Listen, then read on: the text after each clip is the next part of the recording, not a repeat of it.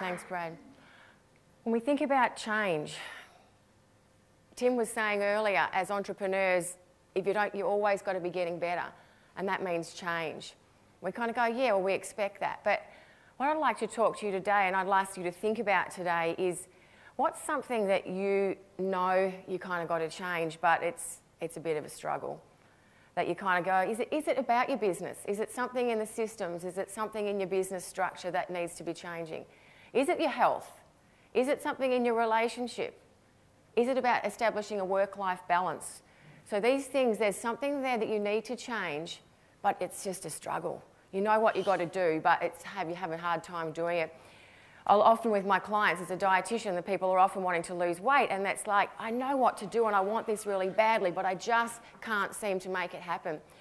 So what I'd like to share with you today, for one point, is a story of my own, where I was a phys ed teacher, studying to become a dietitian, and it was becoming glaringly obvious that there was one whopping contradiction in my lifestyle. I was a smoker. I was a social smoker only, but I was quite social, so it was a bit of a problem. So I sort of had to come to the conclusion, you know what, this is something that I've got to change. This is starting to not feel right for me. It was working for a while there, but now not so good. So it was something that basically I had a disconnect. There was a disconnect between what I was or what I was becoming and what I was actually doing. So it feels a bit uncomfortable there, and I guess that's the start of change. And so I decided, you know, I'm going to give up smoking.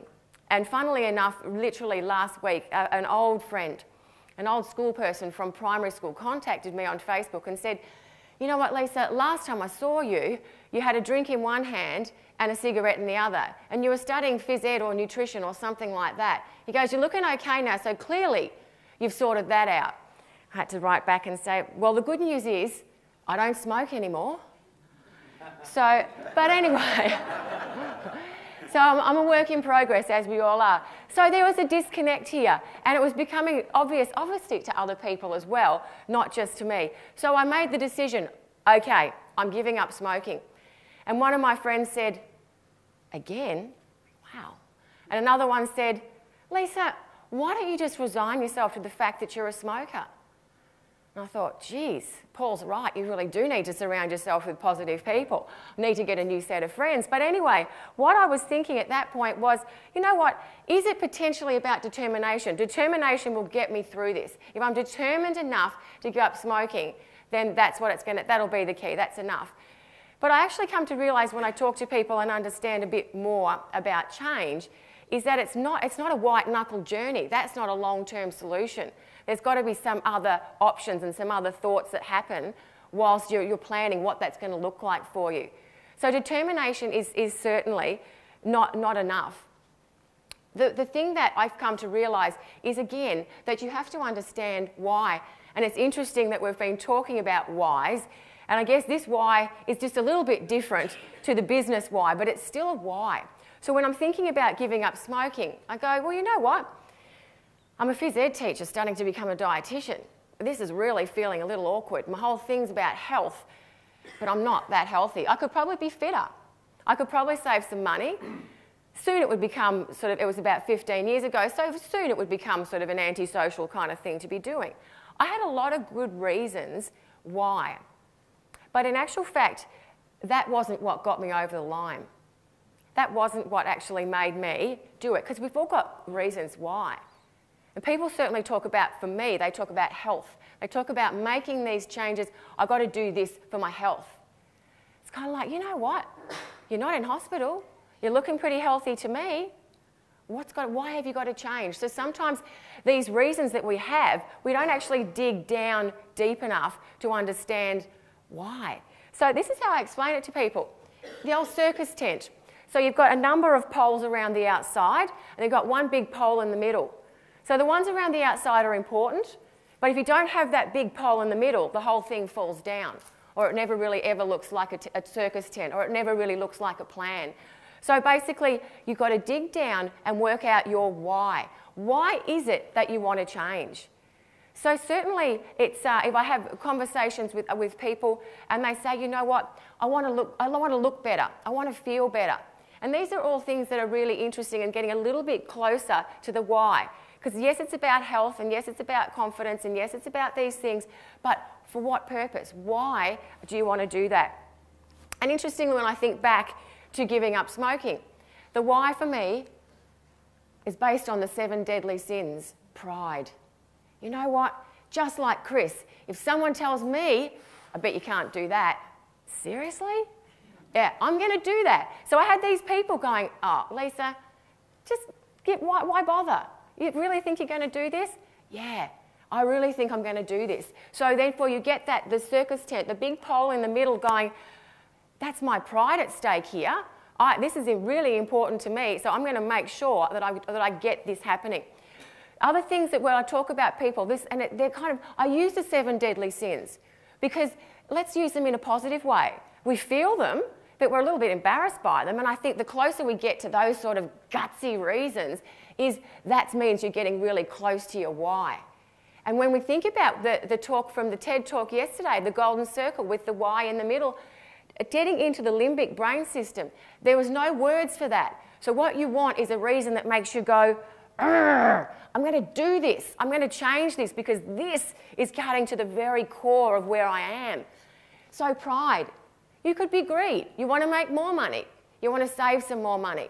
You're coveting your neighbour's wife. You know, you can use any sorts of ways here that you can do. But for those of you who aren't into the evil sort of sins, then what we could do, there's a positive way as well. And this is when I've kind of come to study a little bit more about sort of behaviour change, is ACT therapy looks at your values. So for me, when I'm giving up smoking and I say I'm going to give up smoking, my value is, one of the things I hold very strong is integrity. If I say I'm going to do something, I do it. So there again, if I didn't do it, A, my pride's at stake, but B, my sense of integrity, I'm out of whack. So if you're a really organised person and you're not getting your business systems done, if you're a really organised person and yet you're not managing to get an exercise routine or your meals on the table, that doesn't feel comfortable. So if you start to work out what your values are, then you can start to get a little bit closer to your reason why. Because let's face it, we're all human beings. So we basically need a carrot. We need a light at the end of the tunnel. Why would you get off the couch when it's much, an exercise, though that's what you want to do, when it's much warmer inside, if we're in Melbourne? So you've got to have a good reason to get off the couch. You've got to have a good reason to sort of start decreasing your favourite foods. You've got to have a good reason to change systems in your business. But I guess too, the why gives us that big umbrella. So it's a really important thing. But there's a couple of little day-to-day things that can get in your way. So let me just show you a couple of things here. Let's just picture this. You're left the work for the day and you've said that morning, I am going to go to exercise tonight. Whatever that looks like for you, I'm going to exercise tonight. So you're going home, you're in the car. It's been a busy day. I'm really tired. I'd just love to go and sit on the couch right now. Let me, and you got one side. That is a good idea. It has been a very busy day, and you know what? You can't flog yourself. You actually do need a bit of rest here. And so you're going, that sounds good, rest. But alas, the angels, you know what? This is important to you. Think about why you're doing this. You can rest when you finished your exercise. You're right. Seriously, you have got a heap of stuff to do tonight. You're not going to get to sit down until 9:30. Anyway, you've actually said that you were going to walk every day this week. You've already missed one, so you've stuffed it up. Why not? Let's just start again Monday.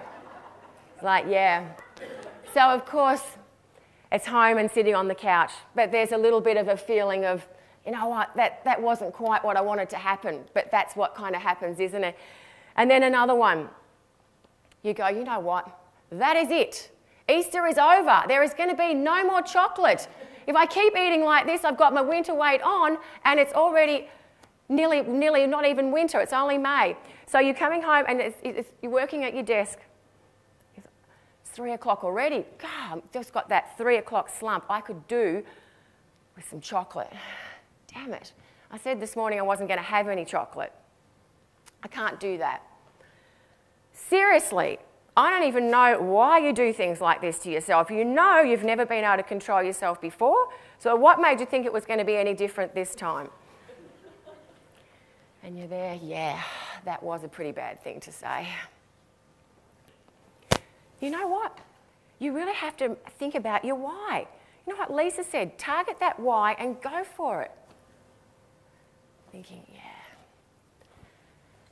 And the devil says, seriously, the fun police? She looks like she could use a couple of blocks of chocolate. Seriously, why don't you just eat it all now, get rid of it, and then you will not have this problem again. It'll be gone. And so you eat the chocolate. So here's what I know about change. That it isn't easy. It's definitely not easy, but one way that we can actually help move us forward. I call this my accountability scale. I'm going to write it quickly, but this is what it says, accountability scale. And it's like all good scales, it works on the bell curve. Down this end, 0 accountability, you're reckless. Up this end, you're just far too anxious to get anything done. So it's pretty useless up this end as well. So somewhere in the middle is where you get your most results. Now here is desire. Think about what you desire to do. Do you desire to get fitter? Do you desire to exercise more? Do you desire to lose weight? Do you desire to change something about the way you react in your relationships? What do you want to do? And then let's have a little bit of a think about where it goes wrong here. So we think about the conversation that you have with your angel and your devil. Basically what we need to do is amplify that angel, recall back into the whys. But what happens here is the devil takes over. He's got some really convincing arguments here. So what do we say? I've got to exercise. Oh, it's too hot. It's too cold. It's too wet. I don't have time. I'm too tired. I've got so much else to do. All these things come in, all these excuses come in to make it so that it's just a desire. You actually want it badly. I don't doubt for a second that you want it badly, but it just doesn't get to that next level. This next level is responsibility. They're all big words. Is responsibility. How many times have you said, you know what, it's just too damn hot. The kids can stay at school. I'm not going. Can't be bothered. I've got so much on today, I haven't got time for a shower. You know what? The dog can feed itself. I've got too much to do. I can't be bothered. I'll feed it on Monday. How many times have you said that about those sorts of things? So it's a really interesting difference between desire and responsibility. Something that you've taken responsibility for, it's a no-brainer. There are no excuses that come through there. So I would really encourage you, when you're thinking about what you want to change, when you've got that thing that it's like, I need to be here, but I'm still over here. When you've got that feeling that you're disconnected, think about this. 1, think about the reason why. Why are you doing it? What's in it for me? You need to amplify your angel. Give her a good voice. Give her a loud voice. Give her a compelling message. Do you like that? It's male and female. Give her a big, loud voice to say, you know what, this is why I want to do it. And you can base it on the 7 deadly sins, or you can base it on your values. And the last thing is think responsibly. So good luck and thank you for listening.